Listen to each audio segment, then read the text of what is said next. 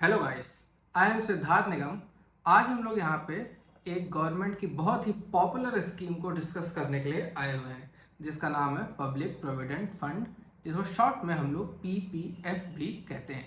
Basically ये जो scheme है ये लॉन्ग टर्म इन्वेस्टर्स के लिए अच्छी है, और सेकेंडरी ये स्कीम उनके लिए अच्छी है जिनको रिस्क नहीं लेना है। ये बिल्कुल रिस्क फ्री स्कीम है। तो चलिए शुरू करते हैं और जानते हैं इस स्कीम के बारे में डिटेल्ड में। सो बेसिकली जो पीपीएफ है वो 1968 में national saving institute ministry of finance ने इंट्रोड्यूस किया था। तब से ये स्कीम चलती आ रही है और करेंटली इस पे जो इंटरेस्ट आ रहा है वो 7.1% का आ रहा है। सबसे बड़ी बात यह है कि जो इंटरेस्ट है वो कंपाउंड इंटरेस्ट इस स्कीम पे लगता है। ओके, और इस जो स्कीम है ये वाली, इसके लिए जो लॉक इन पीरियड होता है, मतलब एक टाइम तक आपको ये पैसा होल्ड करके रखना है, वो टाइम लिमिट है 15 ईयर्स। आप 15 साल से पहले इस पैसे को नहीं निकाल सकते। कुछ एक्सेप्शंस हैं जिसमें हम लोग बाद में देखेंगे कि किस किस कंडीशंस में आप इसमें पैसा निकाल सकते हो, किस किस में नहीं निकाल सकते हो। और 15 ईयर उसका एक हॉरिजन है टाइम का, आपको उतने टाइम तक पैसा रखना ही है। तो इसमें इन्वेस्टमेंट के लिए आ जाए तो सबसे पहली चीज़ आती है कि हम लोग इसमें इन्वेस्टमेंट कहाँ कर सकते हैं। तो इसमें हम लोग दो जगह इन्वेस्ट कर सकते हैं, या तो आप बैंक में ओपन करा लो या पोस्ट ऑफिस में ओपन करा लो। सबसे अच्छी चीज़ इस स्कीम की ये है कि अगर आपने बैंक में ओपन करा लिया है और आप चाहते हैं कि मैं पोस्ट ऑफिस में उसी जो अकाउंट है उसको ट्रांसफ़र कर लूँ, तो बहुत ईजिली वाइस वर्सा ये ट्रांसफ़र हो जाता है। आपने बैंक में ओपन कराया तो पोस्ट ऑफिस में हो जाएगा, पोस्ट ऑफिस में ओपन कराया तो बैंक में भी हो जाएगा। अब आते हैं इसमें डिपॉजिट में।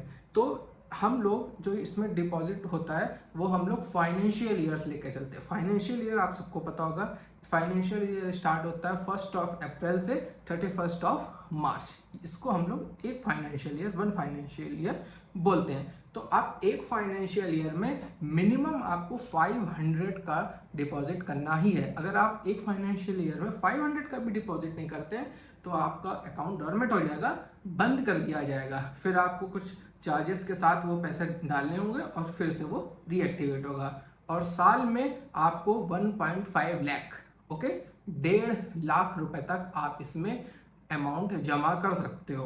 ओके, और एक चीज इसमें कैच पॉइंट ये है कि आप सिर्फ इसमें 12 बार ही 12 टाइम्स ही इसमें ट्रांजेक्शन कर सकते हो। ऐसा नहीं है कि आप 12 बार तक जमा करा उसके बाद 13 टाइम्स भी जमा करने जाओ, नहीं, आपको 12 ही बार में जमा करना है।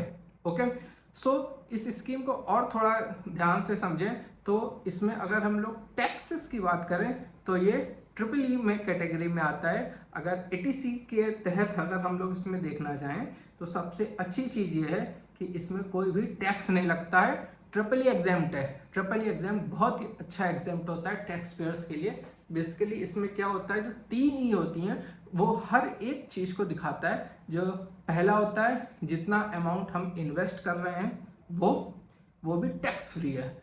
आप जितना भी कमा रहे हो टैक्स स्लैब में आ रहे हो, आपने 1.5 लाख रुपए पूरा का पूरा इसमें डाल दिया, वो 1.5 लाख रुपए टैक्स फ्री होगा। अब दूसरा आता है इंटरेस्ट, ब्याज। जब कोई ब्याज मिलता है तो वो भी पूरा का पूरा टैक्स फ्री होता है। ब्याज में भी आपको कोई भी पैसा नहीं देना पड़ता है। जैसे अदर इन्वेस्टमेंट प्लान है, जैसे आप देखते हो कि एसआईपी हो गई, स्टॉक मार्केट हो गया, म्यूचुअल फंड वगैरह आप देखते हो, तो इन सब में क्या होता है, इन सब में आपको जो भी ब्याज मिलता है उस पर आपको टैक्स देना पड़ता है। जब आप एग्जिट करते हो तो एग्जिट लोड होते हैं, बहुत सारे होते हैं, आगे आने वाली वीडियो में हम लोग सब समझेंगे। तो पहला, आप जितना इन्वेस्ट करते हो वो पूरा टैक्स फ्री। दूसरा, जितना भी हमको ब्याज मिलता है, इंटरेस्ट मिलता है, वो पूरा टैक्स फ्री। और तीसरा सबसे अच्छी चीज, जब मैच्योरिटी पीरियड हो जाती है, आप 15 साल के लिए करते हो, अभी मैं बताऊंगा कि इसमें भी इंक्रीज कर सकते हैं टाइम लिमिट। तो अगर 15 साल के लिए करते हो उसके बाद आपको निकालना है तो जितना आप टोटल कॉर्पस बना वो भी टैक्स फ्री होता है। तो यही होता है ट्रिपल ई। तो ये बहुत ही अच्छा है एटीसी इन्वेस्टमेंट के लिए जो एक लॉन्ग टाइम के लिए करते हैं। अब मैं बता रहा हूँ आपको कि जैसे मैंने बोला कि 15 साल, 20 साल, 25 साल क्या होता है कि 15 साल का जो एक टाइम पीरियड है उसमें तो आपको करना ही करना है इन्वेस्टमेंट। ओके, फिर आप 5-5 साल बढ़ा सकते हो। मेरा आपसे ये मानना है, ये बोलना है कि आप 15 साल तक तो करो, पर आप एटलीस्ट 1 से 2 बार 5-5 के मल्टीपल में भी इसको बढ़ाओ। इसको बढ़ाने से सबसे अच्छा फायदा क्या है, आप जानते हो कंपाउंडिंग कैसे काम करती है? कंपाउंडिंग काम करती है, आपने कुछ इन्वेस्ट किया, ब्याज मिला, अगले साल क्या होगा, अगर कंपाउंडिंग है तो जितना इन्वेस्ट किया और जितना ब्याज मिला उस टोटल अमाउंट पे ब्याज मिलता है, तो वो वैल्यू हमेशा इंक्रीज करती है और लास्ट के टाइम में कुछ साल बाद 15, 20, 25 साल बाद वो वैल्यू एक्सपोनेंशियली ग्रोथ करती है। इसलिए हम बोलते हैं कि लॉन्ग टाइम के लिए इसमें आप इन्वेस्ट करो, 5-5 साल के लिए आप इसको एक्सटेंड करो। ये बहुत ही अच्छी स्कीम है और इसमें बहुत ही अच्छा कॉर्पस बनता है। मैं वीडियो के एंड में आपको लैपटॉप स्क्रीन पे ले जाऊंगा, वहाँ पे एक आपको छोटा सा ऑनलाइन जाके आप भी कैलकुलेटर यूज़ करके गूगल पे जाके आप बहुत ही आसानी से देख सकते हो कितना फ़र्क आता है, कितना अच्छा रिटर्न है, सिक्योर रिटर्न है और कोई भी आपको टैक्स वगैरह नहीं देना है। सबसे अच्छी चीज़ ये है।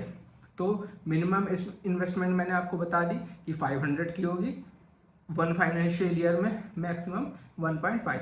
अब आपको जैसे आपका बेबी है, बच्चा है, आप उसका पीपीएफ अकाउंट खुलवाना चाहते हो, आप खुलवा सकते हो एज अ माइनर, उसका पीपीएफ खुलेगा और जो गार्जियन होंगे वो आप होंगे। बट इसमें एक कैच है, इसमें आपको ये ध्यान रखना है कि अगर आपने अपने बच्चे का पीपीएफ अकाउंट खुलाया और उस अकाउंट में जो गार्जियन है वो आप हैं, तो ऐसा नहीं होगा कि आपका पीपीएफ अकाउंट है आप उसमें भी 1.5 लाख रुपए जमा कर दो, आपके बच्चे का पीपीएफ अकाउंट है उसमें भी 1.5 लाख रुपए जमा कर दो। नहीं, ये नहीं हो सकता। तो इसका ये है कि दोनों अकाउंट जुड़ के 1 साल में बोले तो 1 फाइनेंशियल ईयर में ही 1.5 लाख होना चाहिए। ये नहीं हो सकता कि 1.5 इसमें जमा करो, 1.5 इसमें जमा करो, 3 लाख करो, अच्छे से ब्याज भी खाओ और उसके बाद टैक्स भी ना दो। तो ऐसा नहीं है। ओके, तो मैच्योरिटी पीरियड बता दिया। इंटरेस्ट रेट जो इस क्वार्टर फाइनेंशियल ईयर 2025 पे चल रहा है वो 7.1% चल रहा है और हमेशा क्वार्टरली जो गवर्नमेंट ऑफ इंडिया है, जो आरबीआई के थ्रू ये इंटरेस्ट रेट चेंज होता रहता है। और मैंने बताया जो इंटरेस्ट है वो कैलकुलेट होता है कंपाउंडली। ठीक है, एक चीज़ और मैं आपको टिप बताना चाहता हूँ। टिप ये है कि अगर आप पीपीएफ में इन्वेस्ट करते हो तो कोशिश करो कि मंथ के 1 से लेके 5 के 1 तारीख से लेके 5 तारीख तक के बीच में कर दो, तो उस मंथ का भी इंटरेस्ट मिल जाता है। 5 तारीख के बाद अगर आप इन्वेस्ट करते हो तो आपको उस मंथ का इंटरेस्ट फिर नहीं मिलता है, वो फिर नेक्स्ट मंथ में चला जाता है। अब एक चीज इसमें आती है, पीपीएफ में देखने वाली आती है कि लोन फैसिलिटी भी होती है। बट ये जब 3 फाइनेंशियल ईयर कंप्लीट हो जाए और 6 फाइनेंशियल ईयर कंप्लीट हो जाए, उसके बाद जो बेस अमाउंट होता है, बैलेंस होता है, उसका 25% पे ही आप लोन बेस में ले सकते हो। बट मैं रिकमेंड बिल्कुल नहीं करूंगा, ये लॉन्ग टर्म का इन्वेस्टमेंट है। मैं चाहता हूँ जो आप डालो वो डालो, पर इमरजेंसी सबके साथ होती है तो आप कर सकते हो। पार्शियल विड्रॉल भी 7th फाइनेंशियल ईयर के बाद हो सकता है, वो भी कंडीशन पे डिपेंड करता है कि किस कंडीशन पे आप कर रहे हो।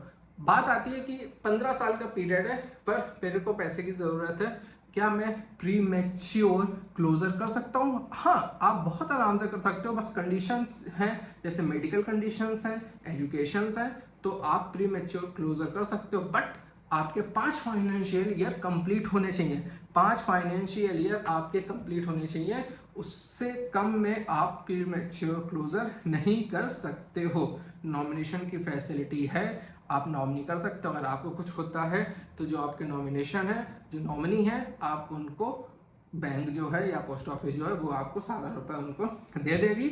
और एक चीज़ और आती है कि हम लोग पीपीएफ में कैसे डिपॉजिट कर सकते हैं। तो आप पीपीएफ में बहुत आराम से कैसे भी डिपॉजिट कर सकते हो। कैश है, फॉर्म भरो, बैंक में जाओ, पोस्ट ऑफिस में जाओ, पैसे दो, डिपॉजिट।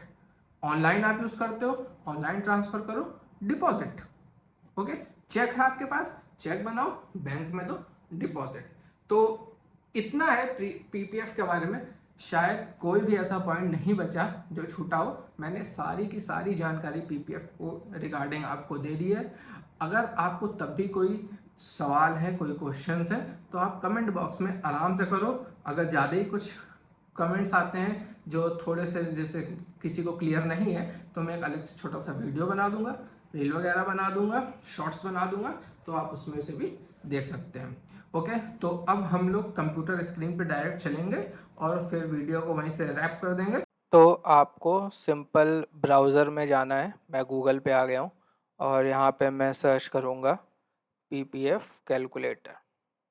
ओके, तो PPF कैलकुलेटर कोई भी आपका पहला आ जाएगा कैलकुलेटर, यहाँ पे ग्रो का आ रहा है, तो मैं इसी को ओपन कर दे रहा हूँ। इसमें दिखा रहा है आपको ईयरली इन्वेस्टमेंट, इसमें इन्होंने 10,000 का इन्वेस्टमेंट करा है। लॉक इन पीरियड जैसा कि आपको पता है 15 है और rate of interest current interest है 7.1% चल रहा है। तो इसमें आप देख रहे हो कि इन्वेस्टमेंट जो इन्वेस्टेड अमाउंट है वो है 1.5। ओके, आपको इंटरेस्ट मिला 1.2 एंड मैच्योरिटी वैल्यू 2.7। सो यहाँ पे आपको पता है कि आप लोग यहाँ पे ईयरली 1.5 लाख इन्वेस्ट कर सकते हो। तो मैंने यहाँ पे 1.5 लाख का डाल दिया है कि ईयरली इन्वेस्टमेंट होगा और यहाँ पे टाइम पीरियड है 15 year and rate of interest 7.1%। ये रिवाइज होता रहता है, करंट ये चल रहा है तो उस हिसाब से ये आपका सिनेरियो दिख रहा है। Okay, so invested amount 22 lakh, total 18 lakh और मैच्योरिटी वैल्यू 40 लाख। अब आपको यहाँ पे एक चीज़ देखनी है, आप इन्वेस्टेड अमाउंट और इंटरेस्ट छोड़ दो, उसकी नहीं है, बाकी आप सिर्फ मैच्योरिटी वैल्यू देखो, क्योंकि मैंने बोला था कि आप ट्राई करो कि ये 5 ईयर का इंक्रीमेंट होता रहे, जिससे एक बहुत ही अच्छा कॉर्पस तैयार होगा। तो मैं यहाँ पे अभी देखो 15 ईयर है, आपको मिल रहा है 40.68 लाख। ओके, मैं सिर्फ यहाँ पे 5 साल बढ़ा रहा हूँ, जो आपको 15 साल में 15 साल जब आपने इन्वेस्ट करा तो आपको 14.68 आ रहा है। मैं अब इसको 20 ईयर इन्वेस्ट कर रहा हूँ तो ये हो रहा है 66। देखा आपने कितना मेजर चेंज हुआ। और अगर 25 कर रहा हूँ तो 66 से डायरेक्ट 25 ईयर करने में 1.3 1 CR हो गया 25 ईयर में। तो मैंने ये बोला था कि कंपाउंडिंग बहुत ही अच्छी चीज़ है। कंपाउंडिंग अगर आप समझ लेते हो तो आप बहुत ही अच्छा कॉर्पस बना लेते हो। स्टार्टिंग में थोड़ा सा टाइम लगता है कंपाउंडिंग होने में, पर जब वैल्यू बढ़ने लगती है तो उसमें इंटरेस्ट भी ऐड होके कंपाउंडिंग होती है, तो बहुत ही एक अच्छा कॉर्पस बनता है।